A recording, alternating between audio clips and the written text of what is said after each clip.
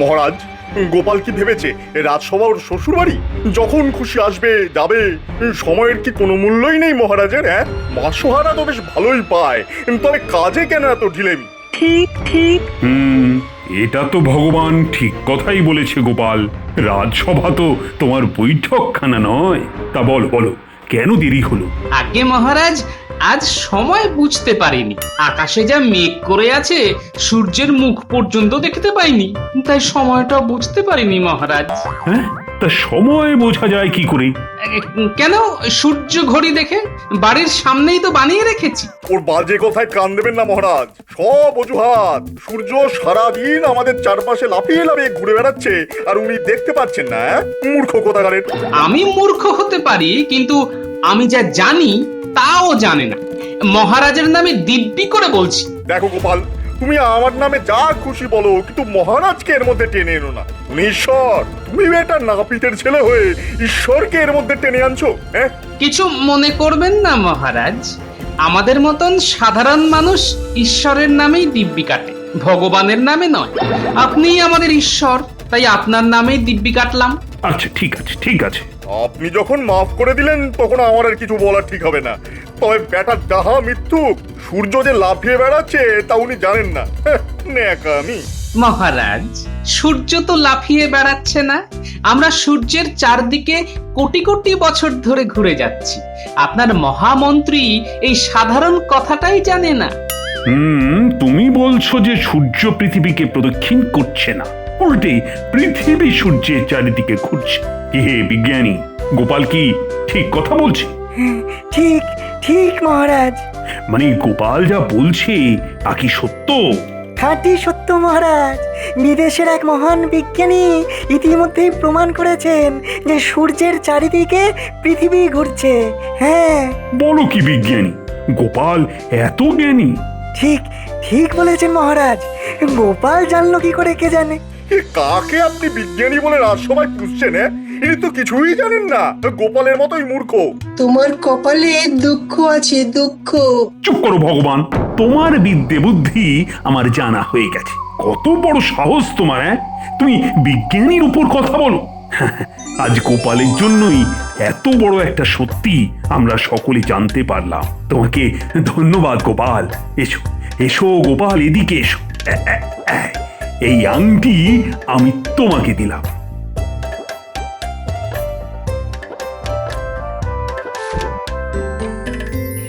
এই আংটি দিয়ে আমি আর কি করব? আঙুলে পুরো তো আর ঘুরে বেড়াবো না, বাড়িতেই বা নিয়ে গিয়ে কি লাভ? রাখবো কোথায়? যেই গিন্নি দেখবে সঙ্গে সঙ্গে বলবে, ওমা কি সুন্দর আংটি গো, তুমি তো এই আংটি পরে আবার বিয়ে করতে যাবে না? তার চেয়ে এই সোনা দিয়ে আমি একটা কানের দুল বানিয়ে নিই, কি গো বলো না? হেত্তেরি, তার চেয়ে বরং বেচেই দিই। টাকা যা পাবো তার নাতি নাতনিদের জন্য কিছু কিনে দেবো, ওরা খুব খুশি হবে।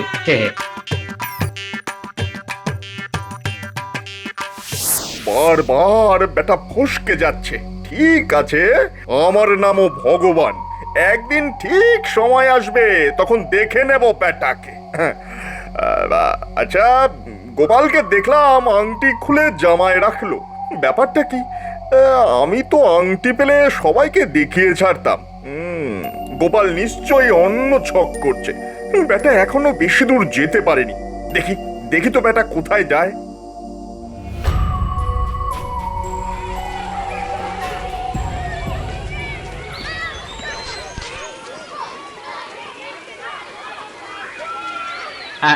বলো তো ভাই, এই আংটি বেচলে আমি কত টাকা পাবো?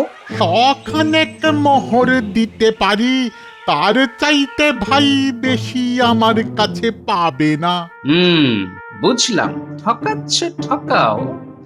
একদিন তোমায় পেতল বেচে সোনার দাম নেব, একটা শয়তান। কি ভাই চলবে? হলে বলো, এক্ষুনি টাকা দিয়ে দিচ্ছি।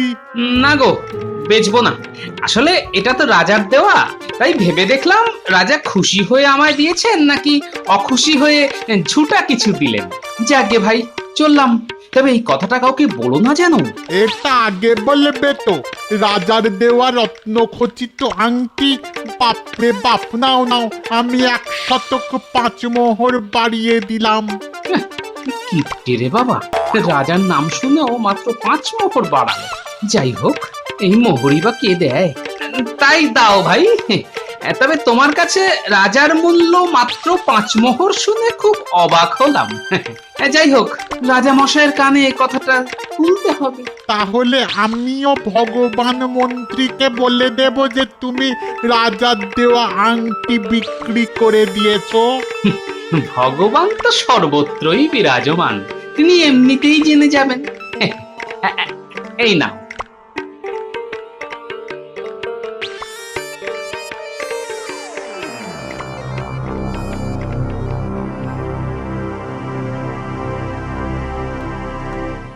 যাক বাবা, অনেকগুলো মোহর পাওয়া গেছে।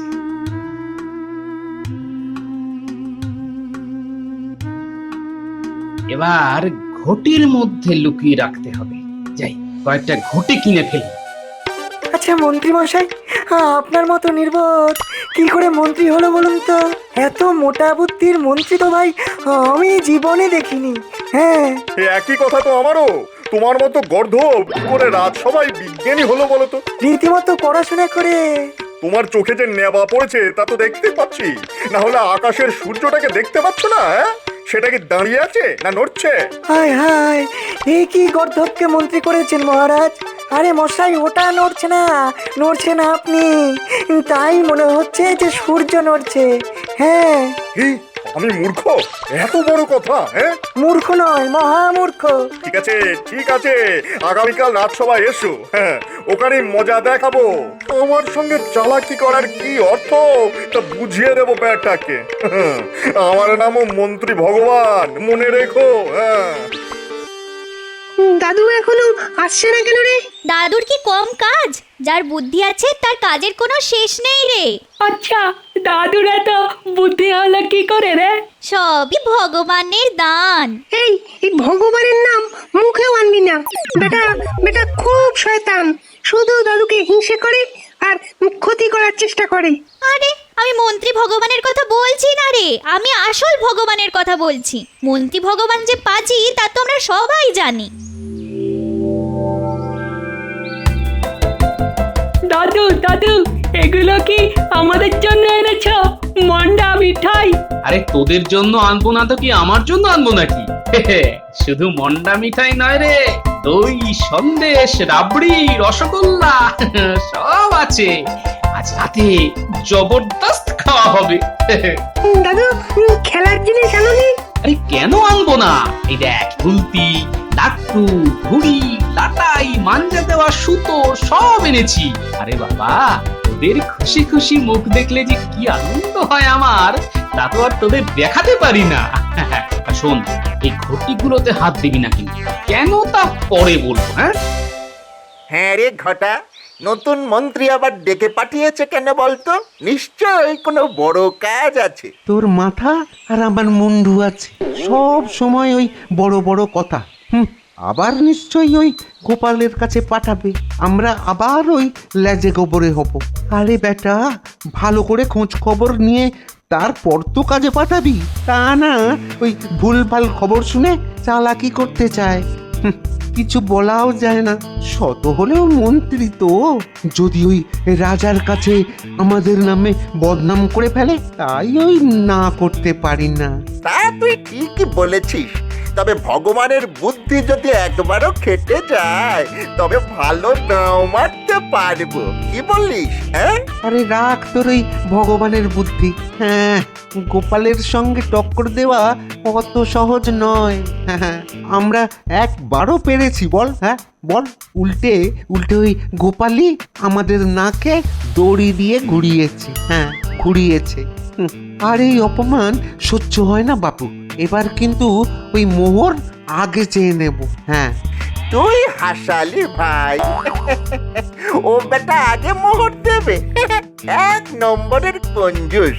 মুখে মিষ্টি মিষ্টি করে বলবে, বাবা বটা কাজটা হয়ে গেলে পয়সা আধা আধি। কেন কেন তা হবে? গায়ে গতরে কাজ করব আমরা, আর ও বেটা রোজগারের অর্ধেকটা নিয়ে যাবে। এটা কি মস্করা নাকি? হ্যাঁ, ও বেটা যত কাজে পাঠিয়েছে তার থেকে একটা পয়সাও পেয়েছি। হ্যাঁ বল বল, পেয়েছি? পাইনি। তবে ওই আধা আধির কথা উঠছে কোথা থেকে? হ্যাঁ,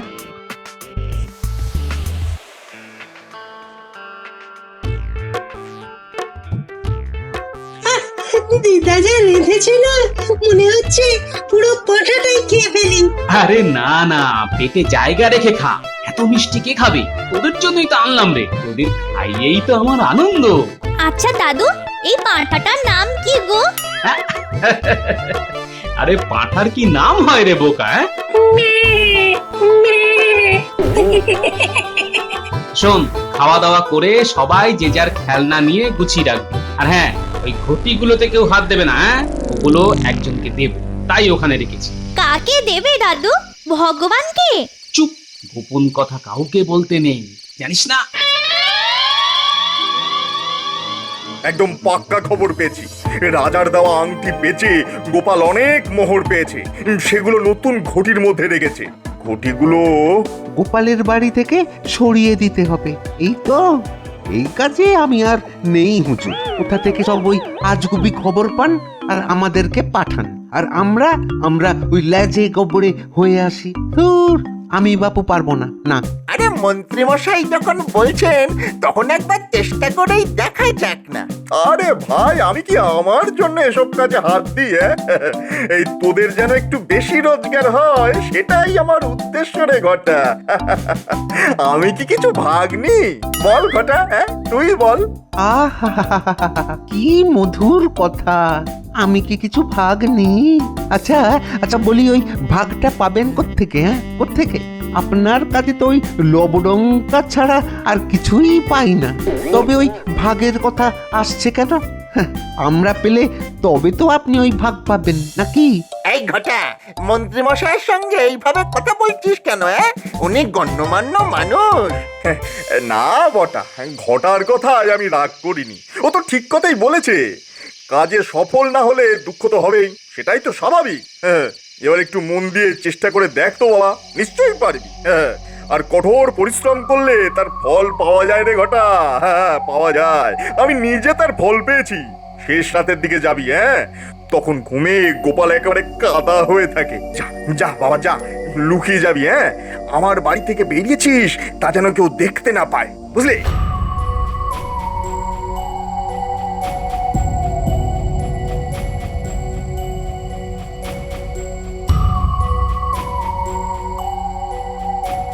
নেখা ভাজা মাছ একবারে উল্টে খেতে পারে না। বেটা বদমাইশের হাঁড়ি।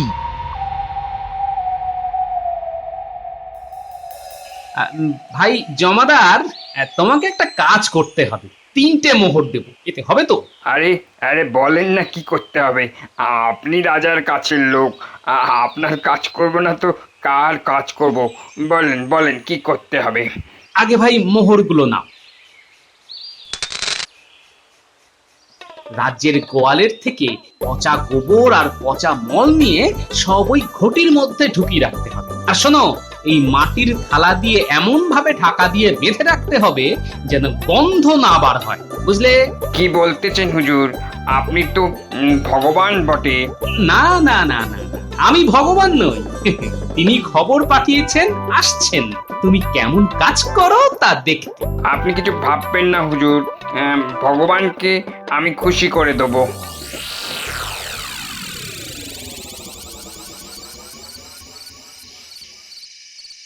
এইগুলি ভাই খুব আস্তে ঘরের এক কোণে রেখে দাও। হ্যাঁ, জি হুজুর।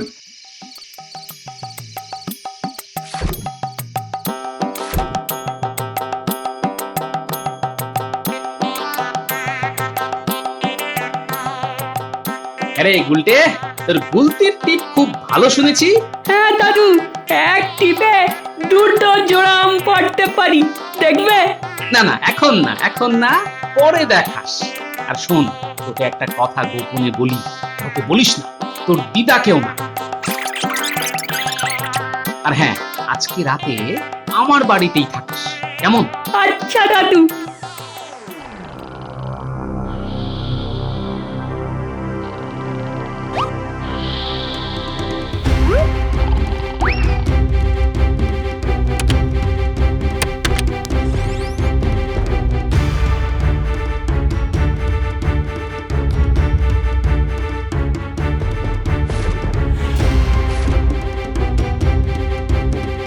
উল্টে গুলতি আর গুলি নিতে ভুলিস না, তাড়াতাড়ি।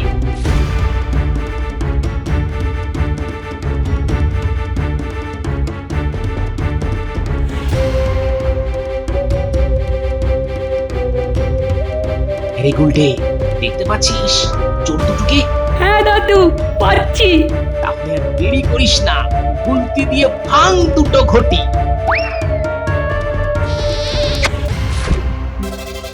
এ মা, এসব তো মল আর গোবর। ছ্যা, ছ্যা, ছ্যা, ছ্যা, ছ্যা। বেশ জব্দ হয়েছে।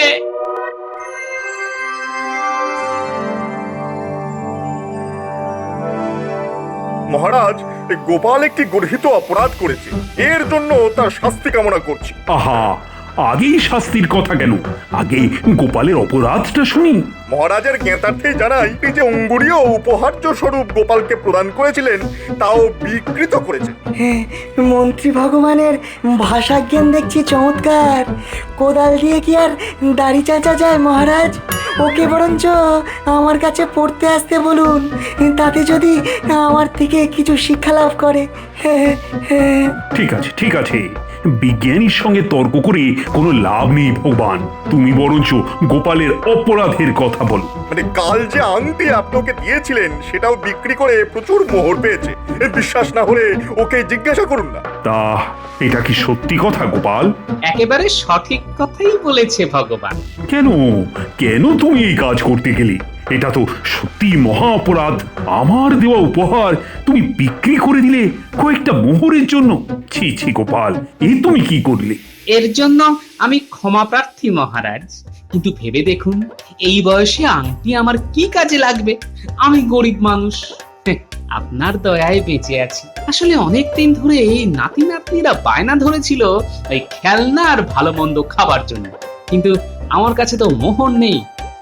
ঈশ্বরের কৃপায় আমার সংসারে দুজন মানুষ থাকলেও খাওয়ার লোকের অভাব নেই। তাই ভাবলাম আংটি বেচার মোহর দিয়ে বাচ্চাদের জন্য কিছু খাবার কিনে নিয়ে যাই, আর কিছু খেলনা। ভগবানকে জিজ্ঞেস করুন, ওর বাড়িতেও পাঠিয়েছি। না না না না, এটা তুমি ভালো কাজই করেছো। সংসারের জন্যই তো আমাদের বেঁচে থাকা। বেশ করেছো। বাচ্চাদের খাওয়াবার জন্য তোমায় আরো একটা আংটি দিলাম। এই নাও।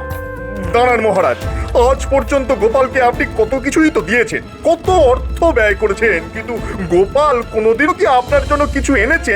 সামান্য সামান্য কিছু এনেছে? না, আনেনি। এত বড় কিপ্টেও। মহারাজ, আমার সঞ্চয় বলতে কিছুই নেই। আমার সংসারে উনুনের ছাই ছাড়া আর কিছুই জমে না মহারাজ। ছাই দাও না, ছাইয়ের একটা মালা রাজামশাইকে বানিয়ে দাও না। তোমার বুদ্ধির দৌড়টাও মহারাজের কাছে পরিষ্কার হয়ে যাবে। হ্যাঁ গোপাল, তোমার কাছ থেকে একটা ছাইয়ের মালাই চাই আমি। দেখি দিতে পারো কিনা। চেষ্টা করব মহারাজ।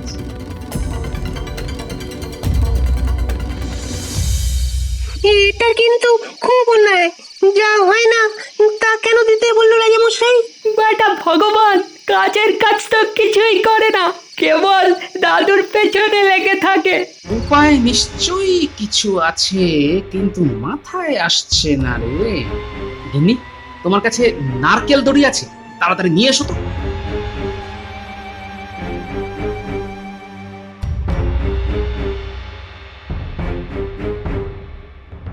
পুটি, এই দড়ি দিয়ে গিট পাকিয়ে পাকিয়ে সুন্দর একটা মালা তৈরি করে দেখাতো।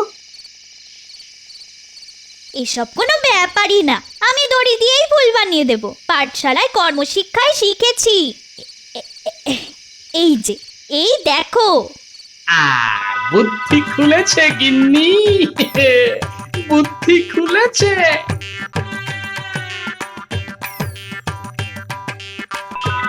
দাদুর কি বুদ্ধি গো! ভাগ্যিস বুদ্ধিটা মাথায় চলে এলো। আসলে এই খেলায় জিতেছে পুটি। এবার খেলা বুঝবে গোপাল। রাজামশাইকে মজার কথা শুনিয়ে শুনিয়ে একেবারে হাত করে নিয়েছে গো। আজ দেখি কত ধানে কত চাল। ওই যে মেয়েটা আসছে, দেখি কি নিয়ে এসেছে। কি গোপাল, জানার কথা ছিল তা কি আনতে পেরেছো? নাকি এবার তোমায় ভগবানের কাছে হার স্বীকার করতে হবে। রাখে ভগবান মারে কে, মহারাজের ইচ্ছে পূর্ণ হয়েছে। মানেটা কি? তুমি সত্যি ছাইয়ের মালা নিয়ে এসছো নাকি? হ্যাঁ, বিশ্বাস না হলে খুলেই দেখো। দাঁড়াও দাঁড়াও দাঁড়াও, তোমায় বিশ্বাস নেই, আমি খুলে দেখাচ্ছি। মালা তো আনলেই চলবে না, পরিয়ে দেখাও। আচ্ছা, এটা কি ন্যায্য কথা হলো মহারাজ? আমাকে বলা হয়েছিল ছাইয়ের মালা নিয়ে আসতে, আমি এনেছি, কিন্তু মহারাজের গলায় পরিয়ে দেবার তো কথা ছিল না। না ভগবান না, আমার গলায় মালা পরিয়ে দেওয়ার কোনো কথাই তো ওঠেনি। আর রাজার গলায় মালা পরাবি কে? হ্যাঁ, কার এত সাহস? ধন্য গোপাল, ধন্য তোমার বুদ্ধি। আগে এর পুরোটাই আমার প্রাপ্য নয় মহারাজ। আমার নাতনি পুঁটি না থাকলে এই কার্য আমার দ্বারা হতো না। মুটির গলায় এই মালা খুব মানাবে, এটা ওকে দিয়ে দিও। ধন্য মহারাজ। ধন্য গোপাল ভাঁড়।